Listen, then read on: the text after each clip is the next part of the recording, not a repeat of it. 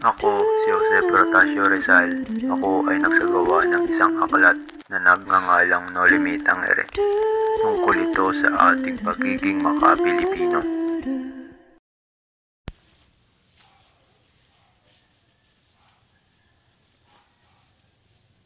Maniwala kayo sa sinasabi ko.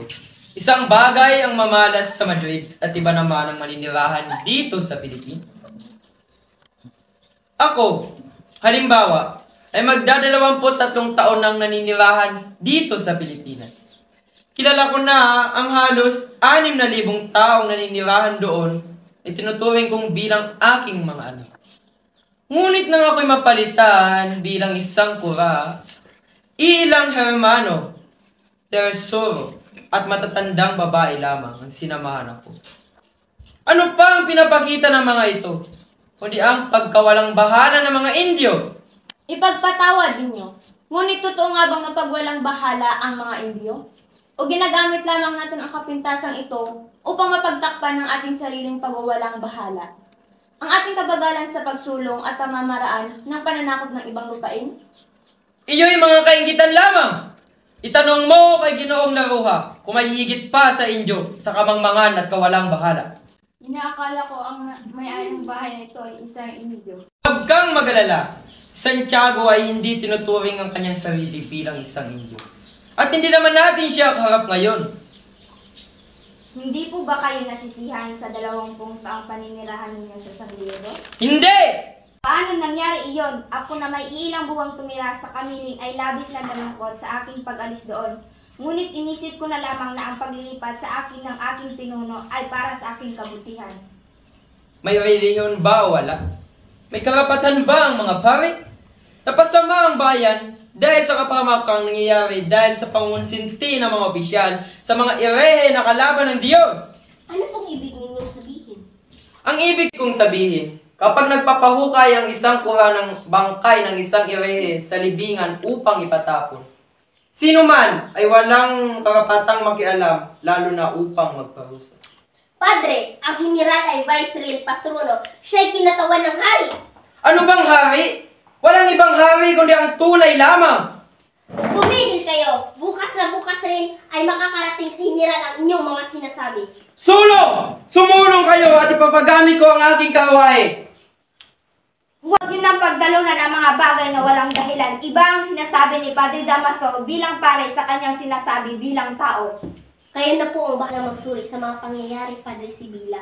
Totoong wala si Padre Damaso sa San Diego noong mangyaring payagan ng kanyang coadjutor na maipalibing sa libingan ng isang marangal na lalaki.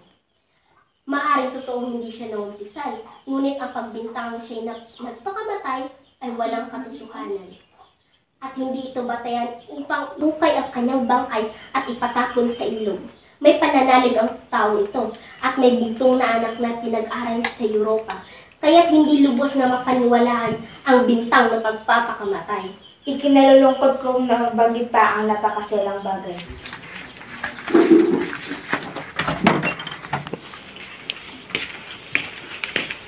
Maaari ba niyo sabihin sa akin kung sinang may bahay rito? Hanggang ngayon hindi pa ako nagpapakita sa kanya. Dito'y hindi na kailangang magpakilala. Si Santiago ay mabait.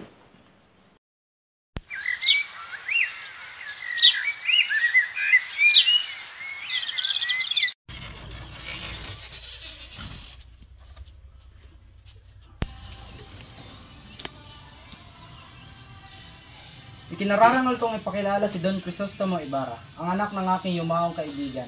Nakarating niya lang mula sa Europa at aking siyang sinalubong. Kinararangal kong makilala ang kura ng aming bayan, ang matalik na kaibigan ng aking ama. Pagpatawad ninyo ang aking pagkakamali. Hindi ka nagkakamali, binata.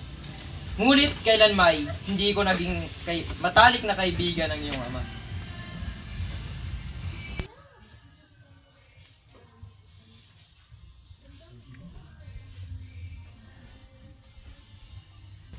Binata, kayo ba ang anak ng yumaong Don Rafael Ibarra? Hindi ka nga po nagkakamali, ako nga po. Maligayang pagdating, Ginoo, at naway lalong mas maging mapalad kayo kaysa sa iyong ama. Siya po ay nakilala ko. At masasabi kong isa siya sa taong marangal sa Pilipinas. Napakaraming nangangailangan ang kanyang natulungan. Maraming salamat po sa papuri ninyo sa aking ama. Dahil sa inyong mga sinabi ay nawala ang aking mga alinlangan at alalahanin tungkol sa mga bagay na nangyari sa kanya.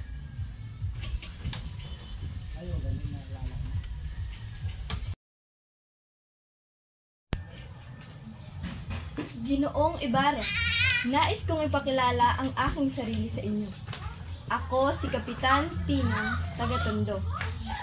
Kaibigan ni Kapitan Tiago at ng inyong ama. Nais ko kayong imbitahan na saluhan kami sa pananghalian bukas. Kinagagalak kong makilala ka, Ginoo. Maraming salamat at ipagpatawad ninyo kung hindi ko magagawang tugunin ang inyong kahilingan sapagkat ako'y tutungo pa sa San Diego. Kung gayon, ay sa pagbalik mo na lamang. Mga Ginoo, ang hapunan ay nakahanda na.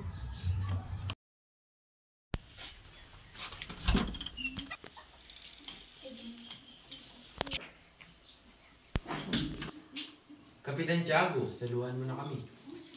Salamat. Ngunit huwag mo na akong lalangin sapagkat ang pagsasalong ito ay pagpapasalamat sa Beret. Binibini, kunin mo na ang tinulang manok at ihain sa pagkainan. Opo, Kapitan.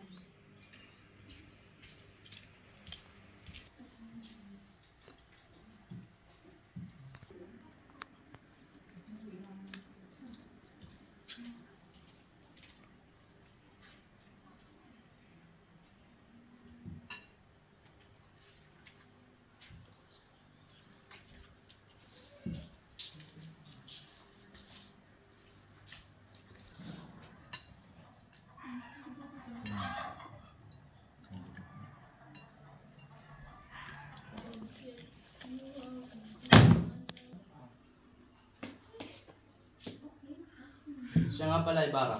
Maaari ko bang may tanong kung ilang taon ka na wala sa Pilipinas? Halos 7 taon po, Ginoo. Kung gayon, marahil ay nalimutan mo na ang Pilipinas. Hindi po ako marahil ay malilimutan ng aking bayan, samantalang lagi ko namang alaala ang aking lupang sinilangan. Anong ibig niyong sabihin? 1 taon rin akong hindi nakabalita sa Pilipinas, ni hindi ko nabatid ang nangyari sa aking ama. Kung sa gayon, anong bansang nakabighani at katangi-tangi sa inyong paningin? Kapuri-puri ang mga bansang aking napuntahan, kung hindi sa alang-alang ang pagmamahal sa bayan, aking Ginoo. Gayunman, ang bawat bansang aking napuntahan at napag-aralan, ang kasaysayan ay iisa lamang ang aking masabi. Ang halinawaan at kahirapan ng isang bayan ay kaugnay ng kanilang kalayaan at kagipitan. Iyan lamang ba ang iyong natutunan? Nagsayang ka lang pala ng kwarta sa iyong paglalakbay. Kahit batang paslit ay alam iyon. Ipagpumanhin ninyong lahat na inaakala ni Padre Damaso na ako'y musmus pa rin kagaya ng dating magsalo sila ng aking ama sa maranitang hapag.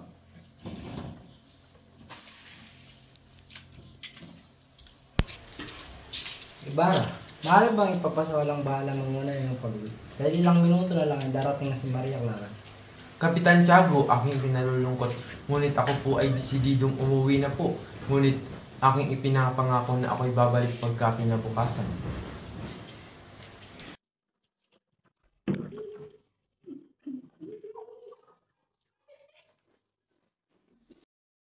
Tila isang panaginip ang paninirahan ko sa Europa sa loob ng 7 taon.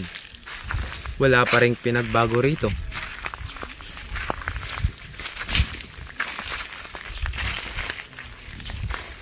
Sana hindi mo sapitin ang nangyari sa inyong ama.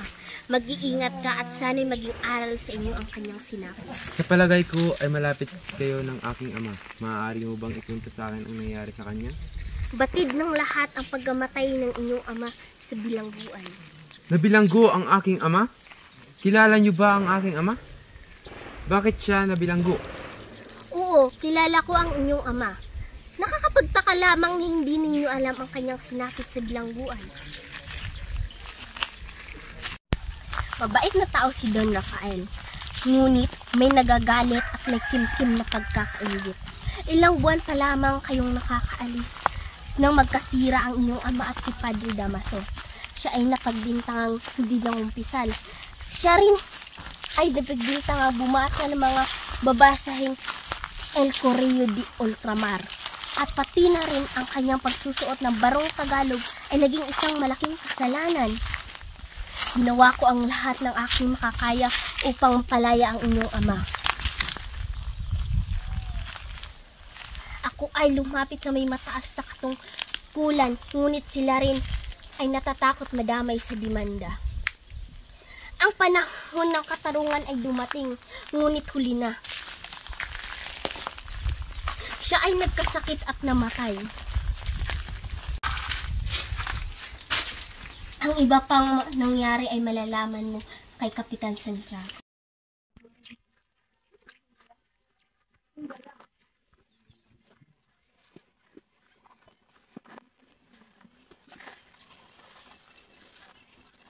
Lagi mo ba akong naaalala? At sadyang nagiging makakalimutin ka dahil sa mga magagandang dilag na nakilala mo sa iyong paglalakbay? Paano naman kita malilimutan? Gayon ang tinig mo ay aking naririnig maging sa gubat man ng alaman niya. Inusal-usal ko pa ang iyong pangalan kahit saang dako man ako mapadpad. Lagi kitang kapiling. Halos ilang parusa na ang aking natamo galing sa aking kumpesor na nagsabing kalimutan na kita, ngunit hindi ko pa rin magawa. Nakalimutan ko nga palang may tungkulin pa akong dapat tuparin. Kailangan ko agad umuwi sa aming bayan sapagkat nalalapit na ang araw ng mga patay.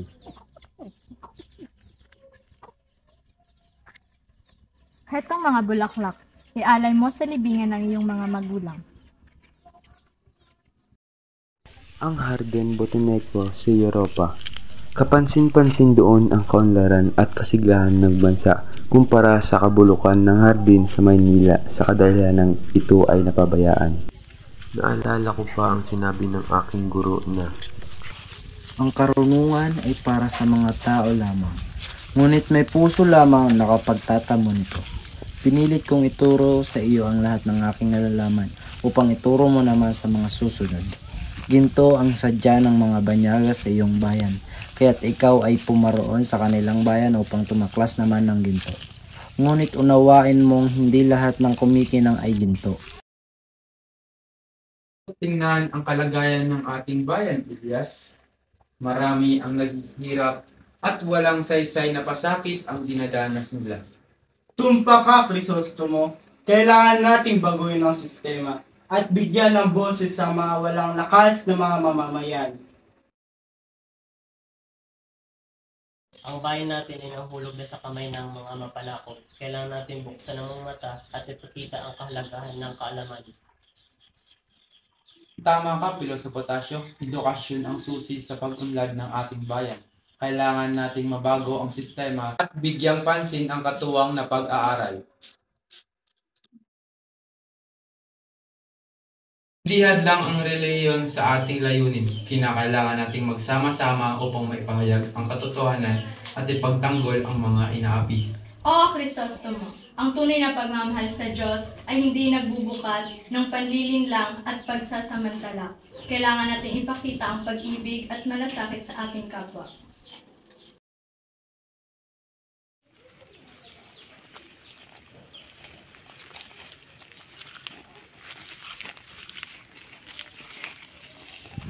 Napakaganda ng tanawin rito sa San Diego. Napapaligiran tayo ng mga mayayabong na punong kahoy at sagana sa mga pananim tulad ng kape at asukal. Makikita natin ang ating mga magsasaka na nagsasaka at nagtatrabaho sa kanilang malupain, nagtatamasa ng bunga ng kanilang paghihirap. Oo nga po, Don Rafael. Mayroon din kami mga pangangalakal dito, tulad ng pagbibenta ng aming produkto sa merkado. Karaniwang mahinahon at payapang aming pamumuhay at lubos naming pinahalagahan ang inyong pagmamalasakit sa amin. Nga mabuti, kapayapaan at kahinahunan ay mahalagang bahagi ng isang malusog na pamayanan. Nagpapasalamat ako sa inyong pagtitiwala at pagmamahal at gagawin ko lahat upang mapayaman ang aming lupain at mapabuti ang inyong pamumuhay. Ako si Don Rafael Ibarra. At isa akong mabuting tao na minamahal ng aming mga magsasaka dito sa San Diego. Likas ang aking dunong at pagmamalasakit. Nagpapasalamat ako sa inyong pagtitiwala at pagmamahal. Ginawa ko lang ang aking makakaya upang mapagyaman ang aming lupain at mapabuti ang inyong pamumuhay. Kasama natin si Crisostomo, anak ko, na tinamasa ang kayamanan na minanak ko. Ako si Crisostomo Ibarra, anak ni Don Rafael. Nagtatamasa ng kayamanan na galing sa aking ama. Ako ang pinakamayaman at makapangyarihan sa buong San Diego. Ito ay dahil sa malawak at malalim na aking pinansya. Maraming mahihirap na tao ang lumapit sa akin upang humingi ng tulong at pabor. Subalit, kahit gaano pa man ako kamakapangyarihan, hindi ko pa rin maibigay lahat ng kanilang pangangailangan. Napakayaman at makapangyarihan nga po ninyo, Don Rafael. Ngunit bakit tila pinagwawalang bahala kayo ng iba? Hindi po ba dapat kayong igalang at sambahin ang lahat dahil sa inyong kadakilaan at kapangyarihan? Yan yan nakakapagtaka. Kahit ako ang pinakamayaman at makapangyarihan dito sa San Diego, may mga taong pa rin tila nagpapabaya at hindi nagbibigay ng sapat na respeto sa akin.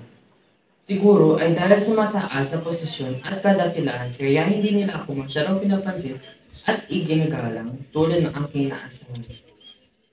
Pag pumupunta ako sa San Diego, palaging may mga tao nagpapasalubong at nagbibigay sa akin ng regalo, tulad ng prutas, usa at maging kabayo.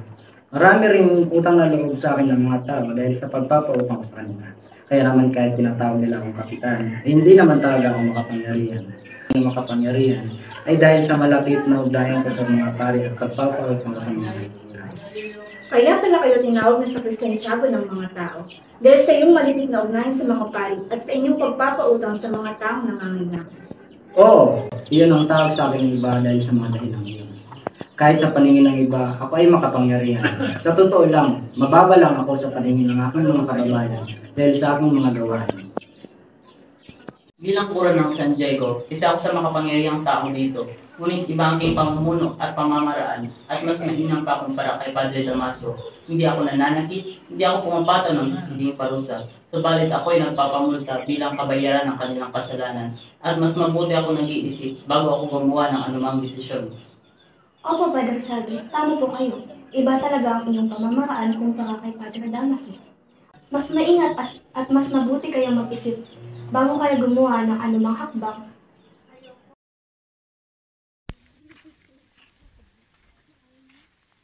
Ano ito? Bakit wala ang bangkay ng aking ama rito? Ibarra, ang bangkay ng iyong ama ay nilipat na sa libingan ng mga inchik. Bakit ninyo ginawa iyon? Maulan ang araw na iyon at ang bangkay ng iyong ama ay mabigat kaya itinapon na lamang ng mga ngalaga sa lawa. Umalis ka rito! Makakamtan ang katarungan para sa aking ama. Mga kababayan, huwag dapat tayo maging alipin sa sarili nating pag-iisip. Ang edukasyon ng susi sa kalayaan at karunungan. Oo nga, kailangan natin ng malayang pag-iisip. Piloso Potasio, tama ka! Kailangan natin labanan ang kamangmangan at huwad ng kahalalan. Nakakamanghang yung salita, Piloso Potasio. Ikaw ang tinig ng katotohanan. Ang saloobin ni Pilosopong Tasyo ay naglalaman ng karunungan at katotohanan. Sa kabila ng puot at bighati, may pag-asa pa rin para sa ating bayan.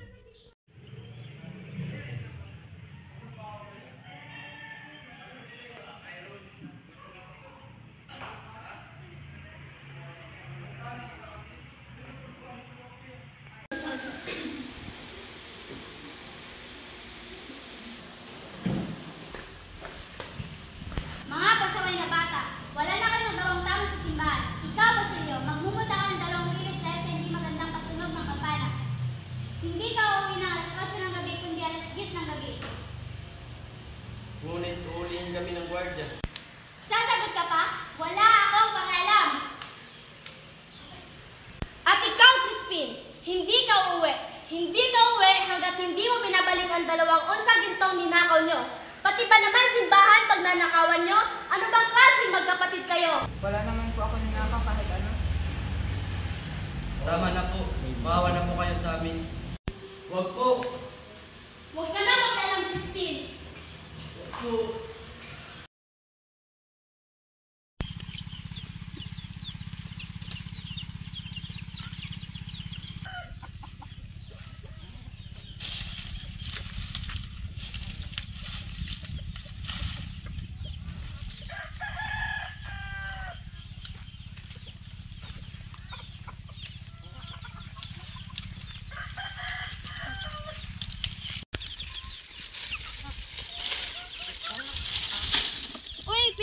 Tasyo, ang lulusog naman ng mga alaga mong hayop. Ay, oo nga pala. Pwede bang makahingi ng isang tapang baboy ramo at patong bukid? Oo, pero hita na lang natitira sa patong bukid. Kunin mo na lang doon.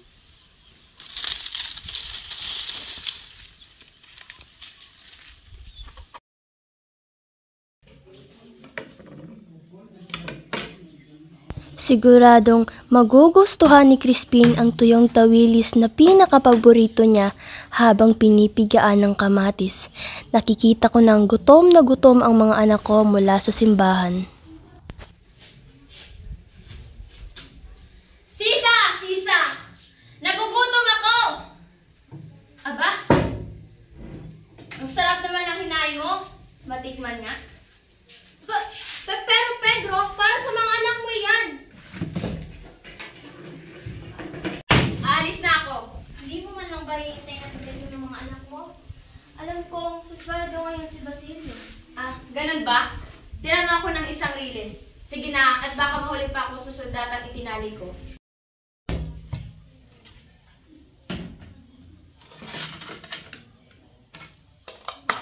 Hindi man lang natikman ng mga anak ko ang inihanda kong pagkain, lalo na't pagod na pagod sila sa kanilang trabaho.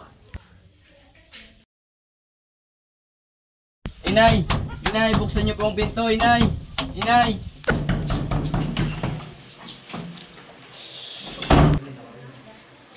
Jesus Marios at Basilio! Anong nangyari sa'yo? Huwag po kayong mag-alala, Inay. Si Crispin naiwan sa kumbento. Naiwan? At siya may buhay? Salamat at buhay siya. Pero bakit kaduguan? Naku naman! Ako po'y tumakas sa kumbento.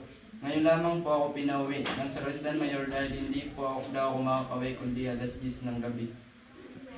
Pinaputukan po nila ako ng isang punglo. Isang punglo po ang lumapri sa akin. Walang hiya talaga ang mga Guardia Civil! Mga wala silang puso! Halika anak at gamutin natin ang iyong sugat. Pasensya ka na anak at tawilis na lamang ang natitirang ulam para sa inyo. Nagluto ako ng masarap na ulam, subalit inubos iyon ng iyong ama. Pagpasensya mo na lamang siya. Hindi ka po ba niya sinaktan? Huwag kang mag-alala, hindi naman niya ako sinaktan. Bakit daw hindi makakauwi si Crispin? Pinarusahan po siya ng Sakristan Mayor. Sinabing nagnakaw daw po siya ng unsang ginto. Hindi naman siya ang nagnakaw doon. Mahabaging Panginoon, kawawa naman ang aking bunso. Hindi naman ganoong tao ang anak ko. Crispin. Crispin. Crispin! Anak ko! Anong nangyari? May problema ba? Ayoko na po magsakristan. Sabihin nyo na po si Crispin bukas sa kumbento at kunin ang uli kong sweldo. Ipagkakausap ko po kay Don Ibarra na tanggapin ang aking pagpapastol ng hayop nila. Paaralin niyo po si Crispin kay Piloso Potasio. Mabait si Crisostomo. Baga bigyan pa po niya ako ng gatas na gustong gusto ni Crispin o kaya ng isang batang kalabaw. Pag malaki na ako ay magsasaka ko at mag-aararo. Diba, mainam yun? Umayag na kayo, Inay. Hindi na po ako magsasakristan. Oo anak, sasabihan ko si Crisostomo. Salamat po, Inay.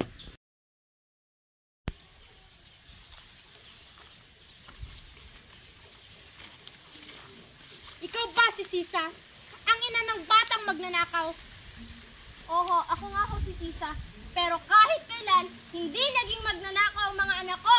Huwag ka nang magmaang-maangan pa. Ilabas mo na ang mga anak mo. Nakatakas ng nakakatanda mong anak. Nasa naman yung mas bata? Hindi ko alam. Kahapon pa hindi umuwi ang mga anak ko. Kung ganon, namin, hindi ka makakalabas ng cartel hanggat hindi mo itinuturo ang mga anak mo. Hulihin siya!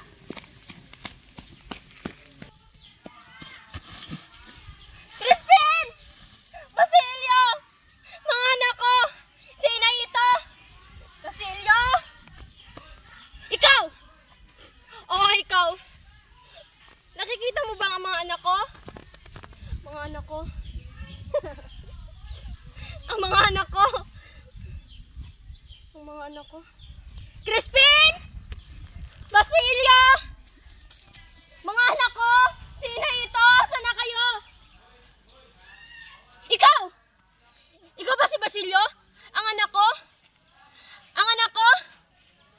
Hindi! Hindi ikaw si Basilio! Hindi ikaw ang anak ko! Ang anak ko. Senyora, bumibili ho ba kayo ng mga alahas? At sa magkano halaga ko naman iyan mabibili? Sa kahit anong halaga lang po para po sa mga anak ko. Akin na. Ayun ang bayad, kunin mo.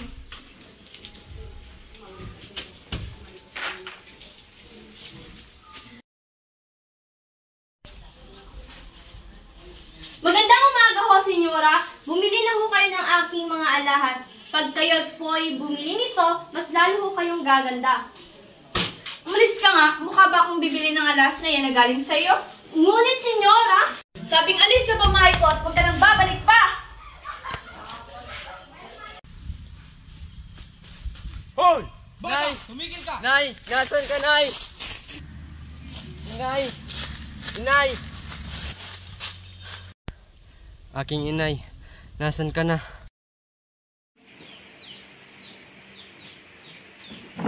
Buenos días, Padre Damaso.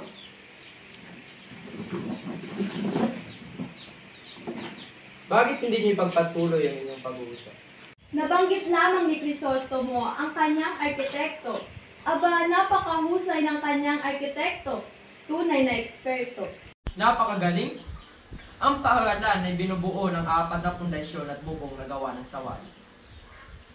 Isang dulog namin ang nagpapagawa ng pagamutan na 8 kwalta lamang ang binabayad sa mga manggagawa. 8 kwalta lang ba? Ika nyo, Rebensya. Paano nangyari? Oo, at siyang dapat tularan ng mga nagtuturing na mabuting Kastila.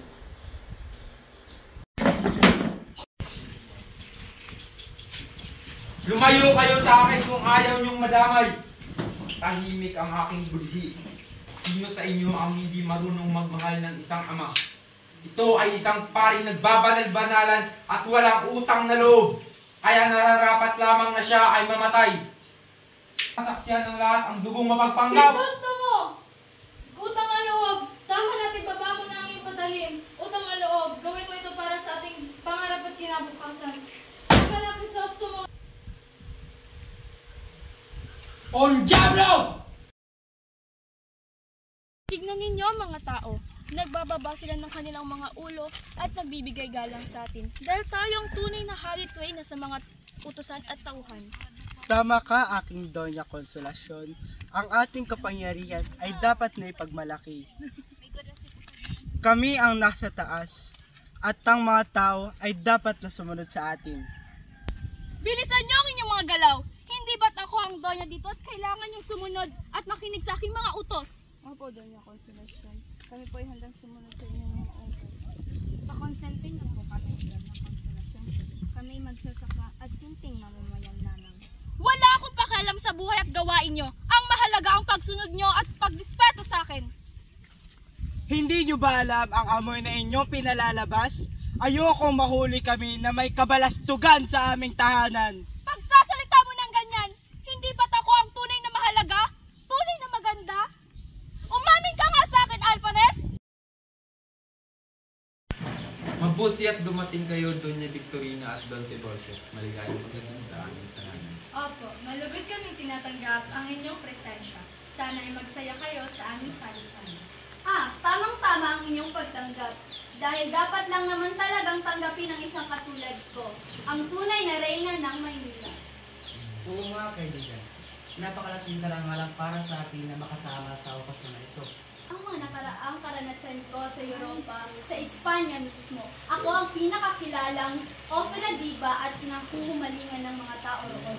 Totoo yan, aking asawa. Hindi man tawaran ang iyong galing at talino sa larangan ng sini. Ako lubos na nagpapasalamat sa Diyos na ikaw ang asawa ko. Bakit natin kailangan magpakumbaba, Don Tiburcio? Tayo ang dapat na mamuno at maghari. Hindi dapat tayo papayag na may mas sumikat o may mas tumaas sa atin. Yun ba ang paniniwala, aking Doña Victorina? Ngunit, kailan ba naging totoo ang mga pinapangalandakang pagsikat mo? Huwag mo akong binabangga, Don Tiburcio. Ako ang pinakamagandang babae sa Maynila. Wala kang karapatang magtaka sa aking mga salita at kilos.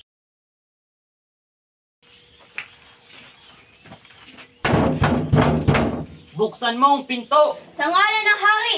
Kung hindi, gigibayin namin ito! Bakit? Bakit niyo ako hulihin? Hindi namin maaaring sabihin. Takpin siya!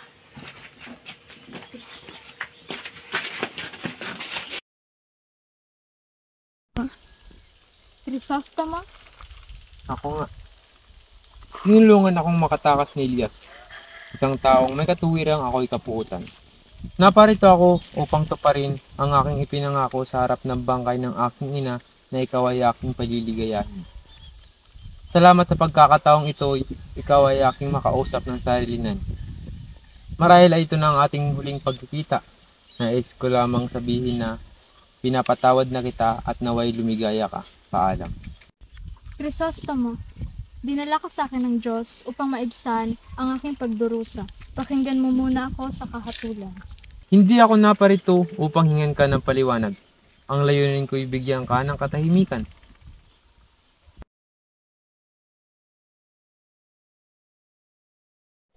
Ayoko ng katahimikang ibinibigay mo. Ako lamang makapagbibigay ng katahimikan sa aking sarili. Pinaghihirap mo lamang lalo ang aking kalooban at iya'y dadalhin ko sa aking kamatayan. Kung gayoy, ano ang nais mo? Napaniwalaan mong tangi ikaw lamang ang pinakamamahal ko magpakailanman. Naunawaan kita kung hindi ka naniniwala, ngunit kung nalalaman mo lamang ang lihim ng aking pagkatao na ibinunyag sa akin ng isang tao noong ako'y may sakit, ay kahahabagan mo ako. Noon pa sana'y hinayaan mo na lamang akong mamatay sa kamay ng mapagpanggap na medikong iyon at hindi na pinadalhan ng mga gamot, maligaya sana tayo ngayon. Noong kasasalan ng aking sakit ay pinagtapat sa akin ng isang tao kung sino ang tunay kong ama. Binawalan akong kita'y ibigin, maliban na lamang kung ikaw ay mapapatawad ng aking ama dahil sa paglapastanganan mo sa kanya. Binantaan ako ng taong iyon na oras na ako'y magpakasal sa iyo ay ibubunyag niya ang lihim ng aking pagkatao. Magiging dahilan nito ng napakalaking iskandalo sapagkat ang tunay kong ama ay si Padre Damaso. Ano ang gagawin ko? Marapat ba na limutin ko ang alaala ng aking ina? Ang dangal ng aking ama-amahan na nagmahal sa akin ng labis at ang pangalan ng tunay kong ama nang dahil sa aking pag-ibig? May mga katunayan ba? Kailangan mo iyan. Narito ang 2 liham ng aking ina sa aking ama noong ako'y dinadala pa niya sa sinapupunan. Mababasa mo rito kung paano nila ako tinangkang patayin sa pamamagitan ng mga gamot na ibinigay ng aking ama. Ang mga ito ay naiwan ng aking ama sa dati niyang tinitirhan at nakuha naman ng taong nagbigay nga sa akin. Ipinagkaloob lamang ang mga ito sa akin nang ipalit ko ang liham na ibinigay mo sa akin upang makatiyak daw siya na hindi ako papakasal sa iyo. Noon pa, may naramdaman akong para na rin kitang itinakwil. Ngunit sa aking kalagayan, ano ang magagawa ko? Ni hindi sumagi sa isipan ko kung saan nila maaring gamitin ang liham mong iyon sa akin. Hindi ko alam ang aking gagawin. Walang nalalabi, kundi ang ako'y magtiis, magpakasakit, ang ingatan na lamang ang lihim na ito hanggang kamatayan. Isa kang anghel, Maria. Maligaya na ako ngayong pinaniniwalaan mo na ako. Subalit ikaw daw ay ikakasal. Bilang pagtanaw ng utang na loob sa ginawang pagmamahal ng ama ko, sa turing ay pumayag ako. Ngunit dapat mong malaman na ako'y minsan lamang umibig at kung walang pag-ibig ay hindi ako maaangkinin man. Ikaw, paano ka naman? Ako'y isa lamang takas at di magtatagal ay matutuklasan na nila ang aking pagkawala, Maria.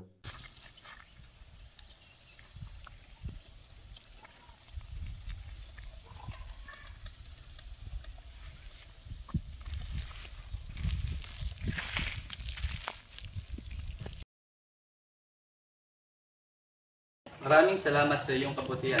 Nawa pagpalain kayo ng may kapal sa kabutihan ninyong pinakita. Ngunit hindi ka pa lubusang magaling at lubhang may kalayuan ang iyong bayan. Tiyak na mahihirapan ka sa pag-uwi mo.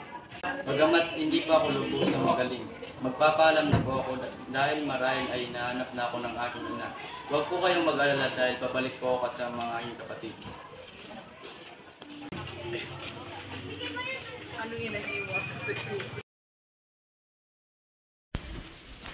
Inay! Inay! Nasan ka, Nay? Inay! Inay! Inay! Inay, ako to! Sino ka? Hindi kita kilala! Nay! Ako to, Nay! Nay, ako to! Nay! Nay! Nay! Nay! Gising, Nay! Nay! Sino yan? Akin po, ina. Ako ay nasugatan. Hindi pa ako nakakakain o nakakainom. Hindi magtatagal. Lilisanin ko na ang mundong ito. Sunugin mo ang bangkay ko at ng iyong ina. Salubungin mo siya at huwag mong kalilimutan ang nabulig sa dilim ng gabi.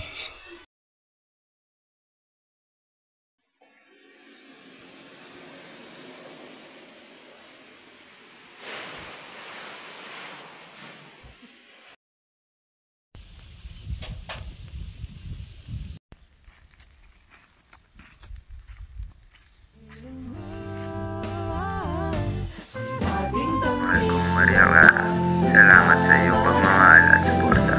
Kahit na malulungkot ako sa iyong pagkawala, alam ko ang iyong epekto sa akin ay patuloy na magpapatibay. Paalam aking mahal na Maria Clara.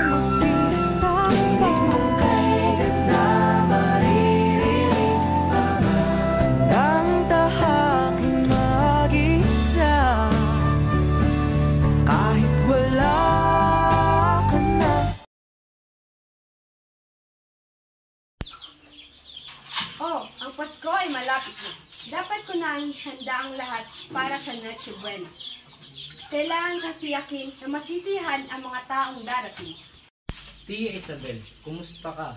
Ako'y puno ng kasiyahan sa nalalapit na pagdiriwang. Kapitan Tiago, ako ay handang maglingkod at maghanda sa mga bisita natin sa Noche Buena. Sigurado akong magiging masaya at masaganang pagkakataong ito. Tia Isabel, salamat sa iyong tulong at pagsisikap sa paghahanda sa ating pista. Lubos ako nagpapasalamat sa iyo. Wala pong anuman, Kapitan Tiago. Ako po ay nandito upang tumulong at magdulot ng ligaya sa mga taong nagmamahal sa atin. Narito po ang inyong mga pagkain. Pakisaluhan at magsaya po tayo sa ating pagdiriwang. At sa ngayon, dito ko na tinatapos ang aking kwento at magpapatuloy ito hanggang sa modernong panahon.